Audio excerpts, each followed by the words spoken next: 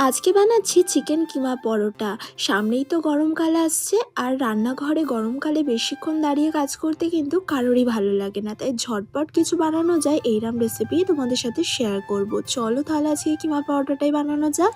তার জন্য দুটো বড় সাইজের পেঁয়াজ, টমেটো, রসুন, কাঁচা লঙ্কা মিহিভাবে কুচি করে নিয়েছি চপারে।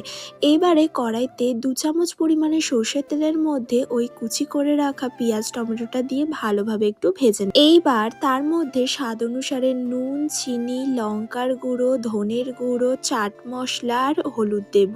কিছুটা চিকেন মশলাও দিয়েছি, আর এই 250 গ্রাম মতো চিকেনের কিমা ছিল সেটাও দিয়ে দিয়েছি। ভালোভাবে সবকিছু একটু ভাজা ভাজা করে নেব। গ্যাসের ফ্লেমটা লোতে রেখে ঢাকা দিয়ে রান্না করব, এতে চিকেনটা ভালোভাবে সিদ্ধ হবে। কিছুক্ষণ পরে হাফ কাপ পরিমাণে জল দিয়ে আবারও ভালো করে চিকেনটা সিদ্ধ করে নেব। জলটা শুকিয়ে গিয়ে একদম মাখো মাখো হয়ে গেলে নামানোর আগে একটু কাসুরি মেথি ছড়িয়ে দিলেই রেডি হয়ে যাবে চিকেনের পুরের জন্য কিমাটা। ঠান্ডা করে নেব। অন্যদিকে ময়দা বা আটার ডো রেডি করে নিয়েছি। আমি ময়দা দিয়েই করছি। যেমন ময়দা মাখি সেইরকমভাবেই ময়দা নর্মালভাবে মেখে নিয়েছি। এবারে তার মধ্যে পুরটা ভরে নেব। অল্প একটু ময়দার গুঁড়ো ছড়িয়ে ভালোভাবে একটু বেলে নেব। ঠিক মোটাও হবে না, পাতলাও হবে না, এমনভাবেই বেলবে যাতে পুরগুলো বেরিয়ে না যায়।